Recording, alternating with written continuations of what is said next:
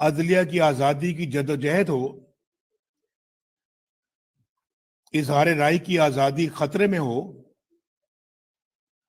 وکلا برادری ہراول دستہ بن کر میدان میں موجود رہی ہے۔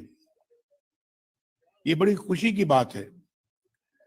اور آج جس دور سے ہم گزر رہے ہیں، یہ انفارچونیٹلی تاریخ کا ایک فیصلہ کن موڑ ہے، جب سے خطرناک پہلو قوم میں مسلسل گہری ہوتی مایوسی اور کربناک بے بسی ہے۔ تاریخ گواہ ہے کہ جب قومیں مایوسی کی دلدل میں پھنستی اور دھنستی ہیں تو پھر اس قوم کے بقا کے سوال جنم لینا شروع ہو جاتے ہیں۔ اور آپ جیسے دانشور اچھی طرح جانتے ہیں کہ قوم کی مایوسی کس طرح تباہی اور بربادی کا باعث بنتی ہے۔ آج 74 سالوں کے بعد قوم پھر سے سوال اٹھا رہی ہے اور ہمیں جواب درکار ہے، قوم کو جواب درکار ہے۔ یہ پاکستان کے 22 کروڑ عوام کو یہ جواب درکار ہے، اور جب تک ان 22 کروڑ عوام کو ان کے بنیادی سوالات کا جواب نہیں ملے گا، ہماری حالت نہیں سدھرے گی۔ اگر سوال کرنے والے کی زبان کھینچ لی جائے تو اس سے ملک تو حل نہیں ہوتے، مسائل تو حل نہیں ہوتے۔ آج بھی زبان کھینچی گئی ہے نا، یہ ابھی تارے شارے ہمارے کاٹ کے، تو یہ بھی تو زبان کھینچنے والی بات ہے۔ کیا اس سے مسئلے حل ہو جائیں گے؟ اور پھر سوال کرنے والوں کو اٹھا لینے یا غائب کر دینے سے سوال ختم ہو جائیں گے؟ بدقسمتی سے موجودہ دور جو ہے، یہ فریڈم آف سپیچ اور ہیومن رائٹس کے حوالے سے سیاہ ترین دور ثابت ہوا ہے۔ سیاسی مخالفین ہوں، صحافی، کالم نگار یا سچ بولنے والی کوئی آواز ہو، اس کو اپنے سوال کی پاداش میں غائب کر دیا جاتا ہے یا قید کر دیا جاتا ہے، یا پھر جو کچھ ہوتا ہے سلوک وہ آپ جانتے ہیں، گولیاں ماری جاتی ہیں، پروگرام یا کالم کی اشاعت بند ہو جاتی ہے، یا پھر نوکری سے نکلوا دیا جاتا ہے۔ ایسے سیاہ قوانین تیار کیے گئے جن کا مقصد سچ بولنے کی زبان بند کرنا ہے، اور یہ ہم نے خود اپنی آنکھوں سے دیکھا ہے، ابھی حال ہی میں دیکھا ہے۔ اور کب سے دیکھ رہے ہیں کہ آئین یہاں ٹوٹتے ہیں، قانون یہاں ٹوٹتے ہیں، عدالتیں یہاں ٹوٹتی ہیں، اور من پسند ججوں سے اپنی مرضی کے فیصلے یہاں لیے جاتے ہیں، ڈکٹیٹروں کو لیجیٹمیسی یہاں ملتی ہے، اور ریاست کے اوپر ریاست یہاں چلائی جاتی ہے، پولیٹیکل انجینئرنگ کی فیکٹریاں یہاں لگائی جاتی ہیں، ووٹ کو عزت یہاں نہیں ملتی، اور آر ٹی ایس یہاں بند ہوتا ہے، ووٹ یہاں چوری ہوتا ہے، یہاں منتخب حکومتوں کے خلاف دھرنے کروائے جاتے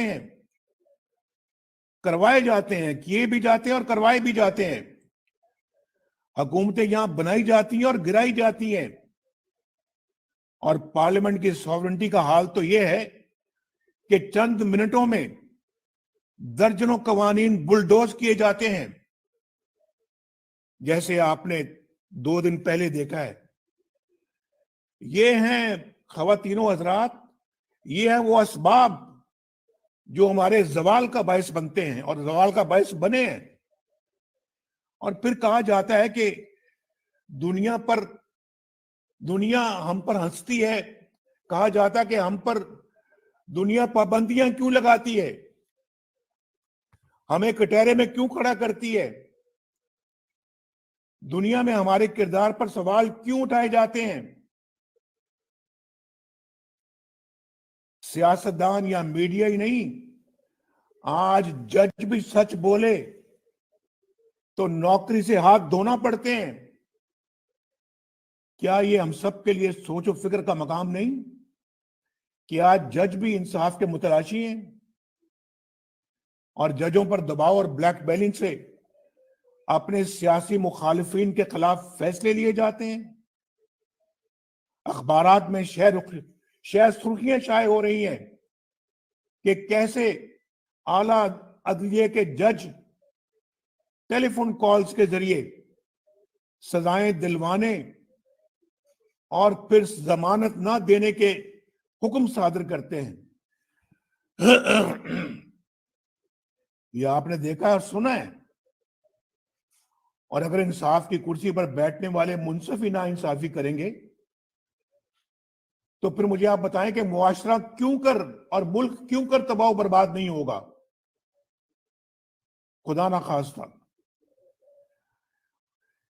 क्या इस इदारे और इंसाफ की कुर्सी पर बैठे मुंसिफों को सोचना नहीं चाहिए कि पाकिस्तान की अदलिया बैन अल-अक़वामी इंसाफ के इंडेक्स में कहां खड़ी है?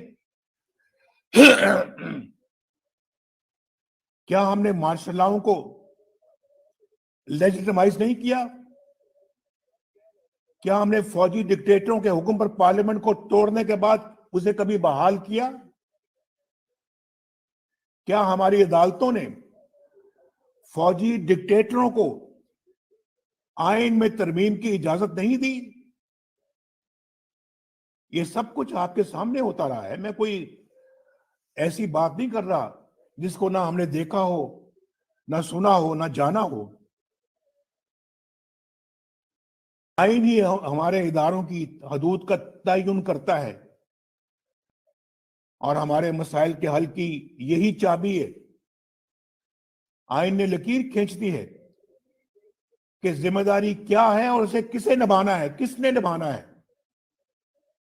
इससे बड़ी बदनसीबी की बात क्या होगी कि इस मुल्क के अंदर डिक्टेटरों ने सरेआम कहा, यहां तक कह दिया कि आइन कागज का एक टुकड़ा है जिसे रद्दी की टोकरी में फेंक दिया जाए। ये अल्फाज हैं, आपने भी सुने हैं, मैंने भी सुने हैं, टीवी पर भी सुने हैं, अखबारों में भी पढ़े हैं। तो मेरे मुअज़्ज़िज़ बहनों और भाइयों, हमें भी तो फिर अपना मुहासबा करना होगा और कहीं ना कहीं से तो शुरुआत करना होगी। क्या इस कौम की किस्मत में यही लिख दिया गया है कि हमने दायरों का सफर ही जारी रखना है? 70 सालों से, 74 सालों से दायरों का सफर शुरू किया हुआ है और आज भी जारी है। क्या हमने अंधे, गूंगे या बहरे हैं, बहरे बन के रहना है? क्या हम भेड़ बकरियां हैं कि जिनको हाँक दिया जाए जिस तरह मर्जी? अब ये मामला पाकिस्तान की बका और सलामती का है और आइन पूरी वजाहत से बयान करता है, दो टोक बात करता है कि मुकद्दस वही है जो आइन की पासदारी करे और जो आइन की दीवारें फलांगे वो मुकद्दस नहीं बल्कि आइन का मुजरम है, मुल्क का गद्दार है, आइन का गद्दार है। और अगर आज हमने वक्त की पुकार ना सुनी और अपनी इस्लाह ना की तो हमारा मुस्तकबिल बहुत तारीक हो सकता है। पहले ही हमारी कौम बहुत हादसात का शिकार हो चुकी है। इस कौम और मुल्क की बका के साथ घिनौना खेल अब खत्म होना चाहिए, बंद होना चाहिए।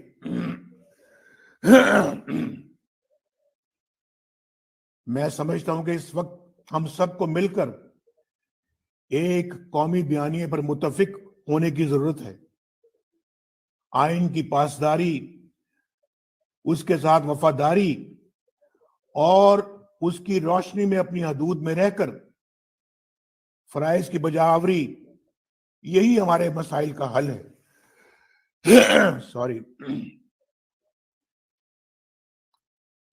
और इसके लिए वकला बरादरी دانشور، جمہوریت پسند میڈیا، سول سوسائٹی، انسانی حقوق کی تنظیمیں اپنا بھرپور کردار